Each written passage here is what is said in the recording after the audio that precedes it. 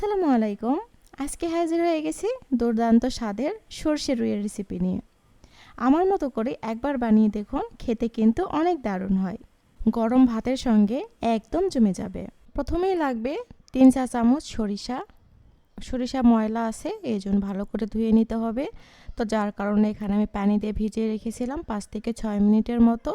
তারপরে আমি ভালো করে কষলিয়ে ধুয়ে নিব 3 থেকে 4 বার। দেখুন কতটা ময়লা ভেসে উঠেছে। সরিষাগুলো খুব ভালো করে ধুয়ে নেওয়া হয়ে গিয়েছে। এবার 2টা কাঁচামরিচ দিয়ে খুব সুন্দর করে বেটে নিব। দেখুন কেমন ম্যাজিকের মতো বেটে নিলাম। তো এটা আমি একটা সাইডে রেখে দিচ্ছি। তারপরে যেটা লাগবে সেটা হচ্ছে মাছ। এখানে আমি রুই মাছ নিয়েছি 4 পিস। এখন ভালো করে মেখে নিব। তো যার কারণে প্রথমে আমি দিয়ে দিলাম হাফ চা চামচ লবণ, হাফ চা চামচ হলুদের গুঁড়া এবং হাফ চা চামচ মরিচ গুঁড়া। এখন আমি মশলাগুলো মাছের সঙ্গে খুব ভালো করে মেখে নিব। খুব ভালো করে মেখে নিতে হবে যেন মশলাগুলো মাছের সঙ্গে খুব ভালো করে মিশে যায়। এখন মাছগুলো ভাজার পালা। এখানে আমি 3 টেবিল চামচ তেল নিয়েছিলাম, সেখানে মাছগুলো একে একে দিয়ে দিচ্ছি। মাছগুলো দেবার পরে উল্টিয়ে পাল্টে মাছগুলো ভেজে নিব। খুব কড়া করে ভাজতে যাবেন না, তাহলে রান্নার শেষে মাছগুলো শক্ত হয়ে যাবে, খেতে একদম ভালো লাগবে না। ঠিক এরকম হলে মাছগুলো নামিয়ে ফেলতে হবে। যে তেল ছিল ওই তেলের মধ্যে আমি 1 চিমটি পরিমাণ কাঁচা গোটা জিরে দিয়ে দিলাম। জিরেটা একটু ফুটে গেলে তারপর আমি এখানে গরম মশলা দিয়ে দিচ্ছি। গরম মশলা দিচ্ছি এখানে আমি এক টুকরো দারুচিনি নিয়েছি, 2টা লবঙ্গ নিয়েছি এবং একটা বড় কালো এলাচ নিয়েছি।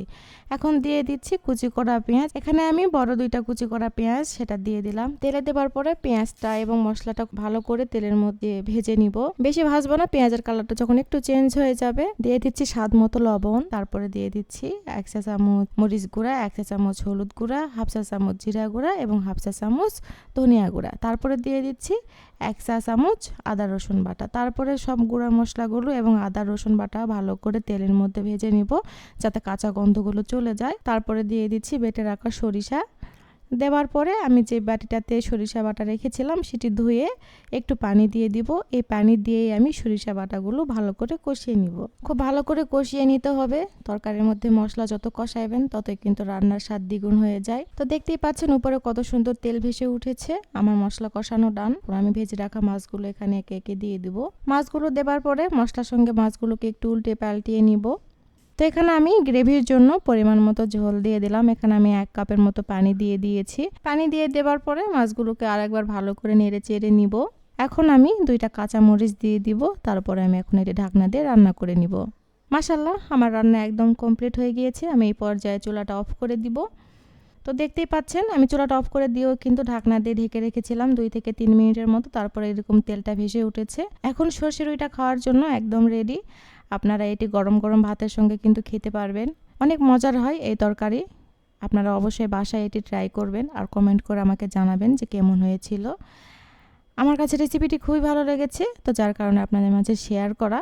আপনারা চাইলে ঠিক একই রকমভাবে এটি কিন্তু ইলিশ মাছ দিয়েও করতে পারেন। তো এটি ইলিশ মাছ দিয়ে হোক, রুই মাছ দিয়ে হোক, যে কোনো মাছ দিয়েও কিন্তু এরকম করে রান্না করে নিতে পারবেন। তো এরকম মজার মজার খাবারের রান্না যদি পেতে চান তাহলে অবশ্যই আমাদের সঙ্গেই থাকবেন, আমার পেজের সঙ্গে, আমার চ্যানেলের সঙ্গেই থাকবেন। তো এতক্ষণ ধরে আমার রেসিপি দেখার জন্য আপনাদের অসংখ্য ধন্যবাদ। যদি ভালো লেগে থাকে তাহলে অবশ্যই লাইক দিবেন, কমেন্ট করতে কিন্তু একদম ভুলবেন না। তো সবাই ভালো থাকবেন, সুস্থ থাকবেন। দেখা হচ্ছে পরের রেসিপিতে। আল্লাহ হাফেজ।